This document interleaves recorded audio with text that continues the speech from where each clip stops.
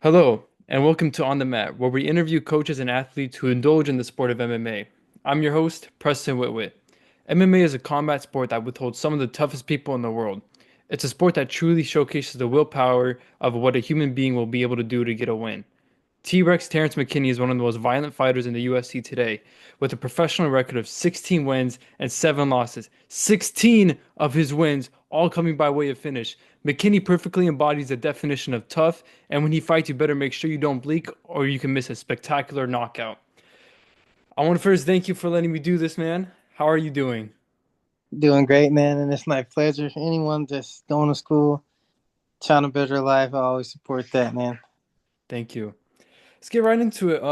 What really propelled you to start fighting, and when did you know you wanted this to be your career? The funny thing is, like, my homies were all trying to get me to fight when I was in college, but I was kind of scared to do it. And then, as you know, like, I had a near-death experience, and I took all these drugs, and I had like this crazy trip where I'm like fighting everyone, become like one of the baddest men on the planet. Mm-hmm. And I was thinking, I was like, dude, if I didn't know I died till the next day, and I was thinking, I was like, man, if I saw that, God must be trying to tell me I'm supposed to fight. Mm-hmm. And I was like, because there's only one place you get a title like that, baddest man on the planet, and I was like, that's the UFC. So I went to school one more year, and I jumped into fighting full throttle. Mm-hmm. So you talk about these moments in your life that happened during your journey. Is it surreal almost that you're in the UFC or you knew that this was gonna happen? Like you just told me that the division you got, like you knew this would happen eventually. Yeah. Well, once God showed me that, I knew like, because I'm very I've like always grew up in church, and so Hmm. like I just know when God's trying to tell me something. I just knew I was like, and so I just knew I just had to do my part, put the work in, and just keep grinding. It wasn't easy. I had some ups and downs. Lost on a contender series, then lost again. But I just trust the process and trust God's plan that He had for me. And but I knew no matter what that I was gonna get it done because I wasn't gonna take no for an answer. Hmm. And yeah, we're here today. Thanks to God. That's amazing, man. And was there like a specific moment you remember, like when it really hit you, like you were in the UFC? Like, was it like your walkout, hearing your name being announced by the great Bruce Buffer, or just like your first win in the UFC, which was in 7 seconds? And like, what was going through your mind in that specific moment you can remember? Uh, the craziest thing of so like it was the fight before the UFC. I took that fight like on a week's notice. Yeah, it was eight Uh, days, right? both of them, two fights back to back, like a week notice. So my coach was like, "Dude, do this fight. I promise you, you're gonna get signed to the UFC. You take this fight." Because I wasn't even trying to do it, to be honest. Hmm. So, and then I take the fight, and then we end up beating the dude in the first round.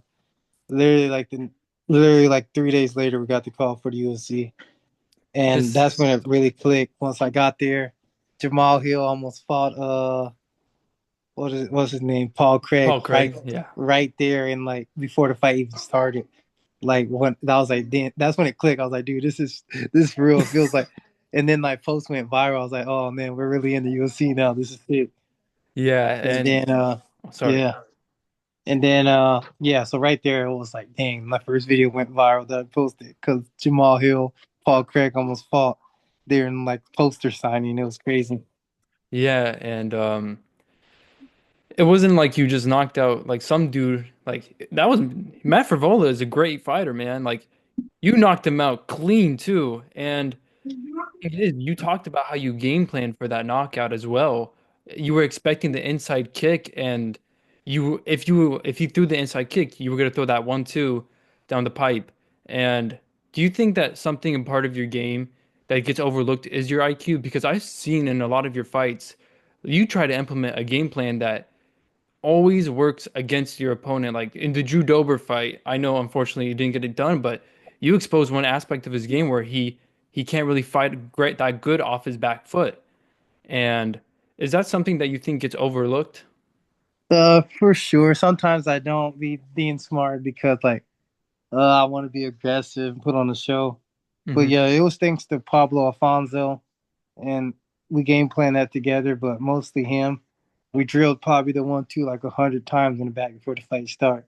Hmm. And so I just want to thank God for that moment. Shout out to Pablo and Warrior Camp. And but yeah, we knew Drew Dober too. He don't do good on the back foot.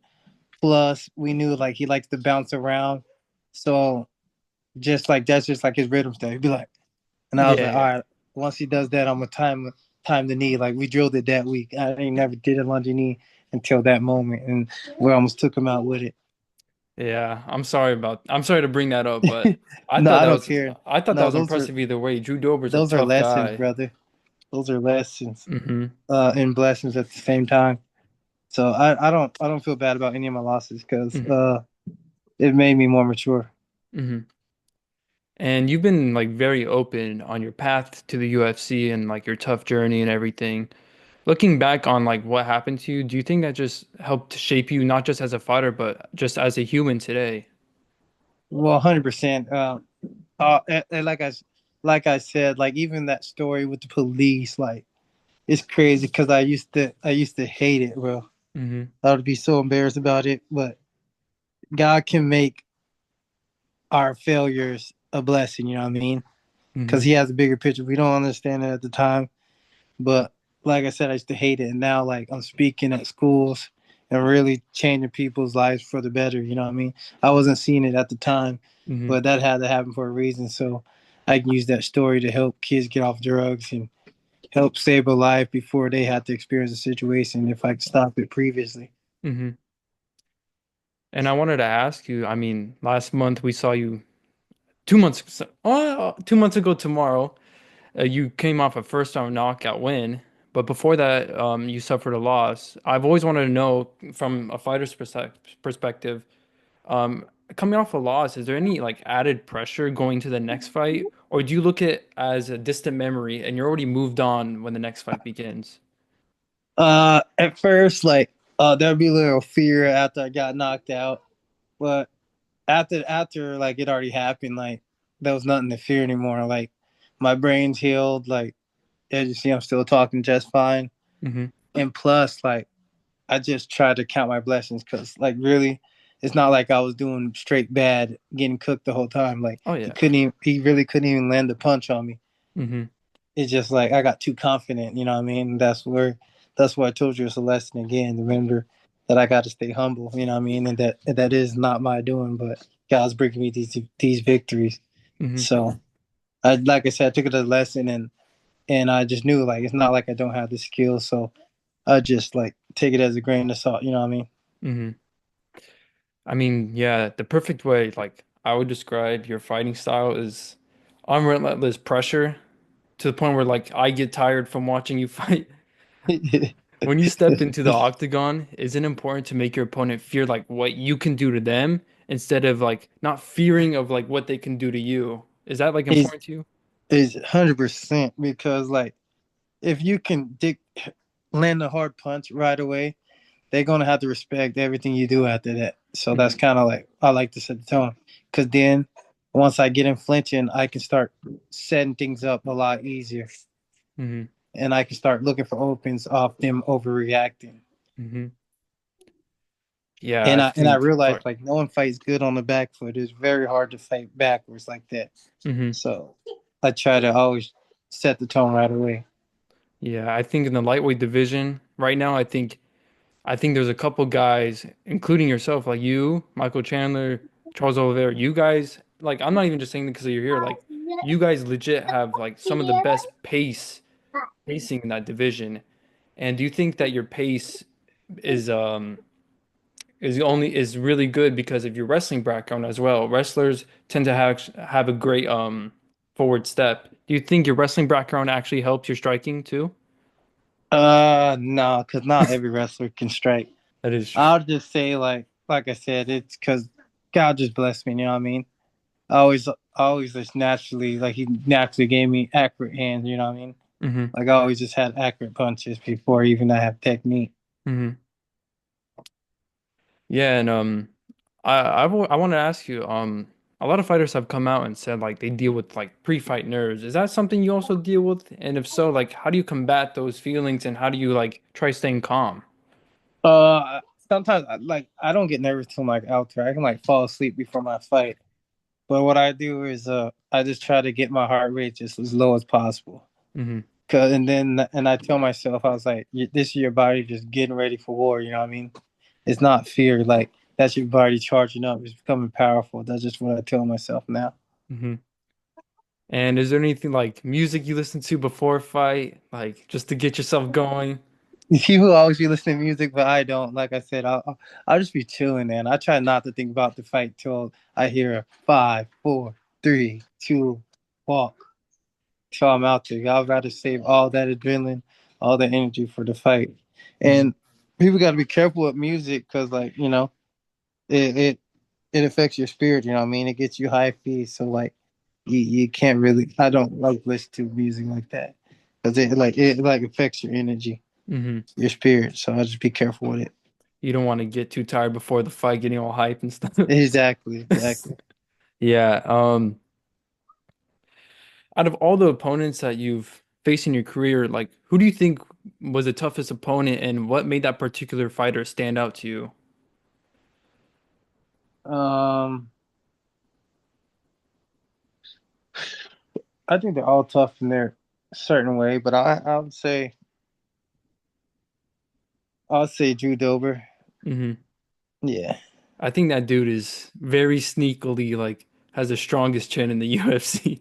Not anymore. I don't think. After this I weekend, think no, not even just after that. I think after I did damage to him, he's never been taking damage the same. uh, Because Matt Favola knocked him out after hmm. Bobby Green was dropping him, wobbling him. I mean, I so like forgot about that fight. yeah. So Oh after wow. my fight, I was like, his chin was. I did damage to that boy. Sure, Damage. dude. It was the most wild minute and 40 seconds, I think it was, or something like that. In my opinion, I don't even see that one as lost. I feel like the fight should have got stopped. Dude, that was just like I literally still have the image in my head and watching on my TV right here. Like I was screaming at the top of my lungs. I was freaking out. And you get, no matter win or loss, you give fans like a memorable moment. Yeah. And you're giving me a memorable moment right now, letting me hold this interview with you.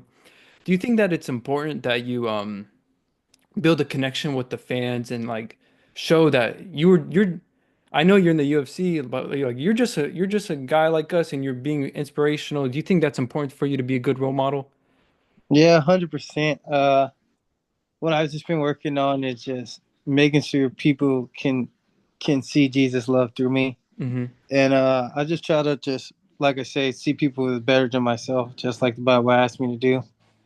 And also, I just want people to realize like I'm just a regular dude like you guys, you know what I mean? And Hmm. if I can just reply to someone back and make them feel special, like that's huge to me, you know, because you never know what someone's going through. So if I can just like do that small little part, like that makes me feel good. And I just want to I'm gonna say thank you a lot, and I'm gonna try not to say thank you, but I really appreciate you doing this. It means a lot. I text all my friends when this happens. No, I 'Cause got my you, friend G. and I were like big fans of you, man. And I'm not just saying that because you're here. We're genuine fans. And I want to know, like, it's early year. We have a long year. What can we expect to see out of you this year? Is there any amount of fights that you want to get in this year? And if possible, are there any names like that are intriguing to you? I want to get at least 2 to 3 more fights before the year ends for Hmm. sure. And then obviously, you guys know I want to fight Chris Duncan. Not that I hate him. I just like the matchup. I think it'll be good for me. Hmm. Michael Johnson sounds good to me. I was gonna tell you that. I want. Bobby Green sounds cool to me, but we gotta let him heal. Yeah. And really, just I'll fight anyone. You guys know who I am, so Oh like yeah, you would take a I'll you would fight take a who. Dan Ige short notice fight. Yeah, like whoever they're trying to fight, I'm ready to go. It's because people act like they really like fighting, but I don't think some of them really don't, and I like to put them to the test. Hmm.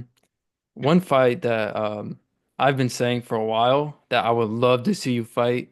I want to see you fight Paddy Pimblett in London one day. I And want to fight Michael Chandler too. That'd be sick. oh my, dude, that's just like a dream fight of mine right now. Just think, I never Yeah, even thought about that. Just I just that'd be know the the most fans would wild love that first fight. round probably in That's what I'm UFC saying. history. That'd be sick as hell. Yeah. And talking about these fights, is there any dream fights that you would want in any fighter in UFC history? What would a dream fight for you be? Uh, just to fight to be, you know what I mean? Because like once I get to that level, like I would just want to see if like once I'm at that belt level, I want to see if I'm truly the best out there. Hmm. And he was undefeated, and I would like that would have been like if I'm fought earlier, that would have been my dream to fight him to solidify that I'm one of the best out there. Hmm. And I want to congratulate you on recently becoming a father. And since the birth of your child, do you find that you are fighting like with a different purpose now?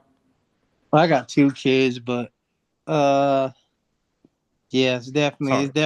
it's definitely different for sure. But it's something I can definitely control now after having my first one. Hmm. Well, at first, like I'll just be fighting for fun, and like I didn't really stress about losing. But now, like I feel like McConnell, I just really can't afford to lose. You know what I mean? My kids deserve the world. You know what I mean? Hmm. So I'm gonna make sure they get that. That's beautiful, man. And what's something that like a lot of fans like myself and a lot of people don't know about Terrance McKinney outside of the cage? I can draw good. I'll be making music. Um, really, I just be chilling at home. Probably like I said, I'm very genuine, but most people already can see that now. Hmm. And yeah, I'll just be chilling with my family, chilling with my girl, and just my kids these days. Hmm. And I saw a couple years ago you trained with Jamal Hill and Kevin Holland, and I want to know from your perspective, how was it training with a UFC champion and Jamal Hill? Like, was there anything that he did that was just like unbelievable to you, or he just put in so much hard work into that fight when he won the belt? Yeah, exactly. It was just his time, his confidence, right? He was what finishing everyone pretty much at 205. Uh, I think he still have what it takes. I think he just rushed back too soon with Hmm. that injury. Uh, Also, I wouldn't mind him going down to 185. I think that'd be huge for his career. Help him actually get Hmm. in the best shape of his life because he still be kind of fat, even make doable five. But same for Kev. They get down. He fights at 170. Jamal fights at 185. I think they would flourish like he was doing already good at 170. He should just stay there. Hmm. And Kevin Holland has said he can cut down to 155 before. Do you think he can do that? 100%. We walk around like the same weight That's outside of camp. crazy. He's like 6'3", right? Yeah, That's wild. Kevin Holland fighting at 155 would be great. yeah. Like one of the camps, I was weighing more than him like the whole time before we even started cutting the weight. That's wild. And I want to know what's the best like piece of advice you've ever been given by a mentor of yours that had a huge impact on your life. Um, I'll say just like God be bringing the right people in my life. I would say just submit yourself to God and ask God to bless your plans, and you'll be successful in carrying them out. And I got that from the Bible. So God's been my greatest mentor, and and I've seen His works as I pray, and He's never, even when I'm down bad, He's never not been there for me. So Yeah, you said many times in a lot of interviews that when you win, like you're happy, but you're not satisfied yet. Rather, you will feel satisfied when you have that belt wrapped around your waist. When it is all said and done for your career, how do you want the name Terrance McKinney to be remembered? I want to start a gym for people that really can't afford it. Give I just want to, and it's just gonna take just one day of sobriety. You get free classes, Hmm. and I just want to be in a position where I can help people reach the same goals that I got to reach, whatever they dream and whatever they want to do. Same Hmm. for youth that's at risk that don't have people that believe in them. I want to be there for them. Also, I just want to bring as many people to Jesus as I can, Hmm. because like it says in the Bible, he's the way, he's the truth, he's the life. So like people want a good life, just like I said, trust in God with all your heart. And also, yeah, I want to be known as the best lightweight to ever do it. And yeah, so I just want, and like I told you before, I just want people to see Jesus in me, and that starts by the way I act. So I've been working on myself and just working on just trying not to cuss. I finally went fully sober again. I'm like 2 weeks in, so I'm Hmm. very happy about that. Congratulations, man. I know it could be hard for like a lot of people. Um, Terrance McKinney, it's been an absolute privilege to speak to you today.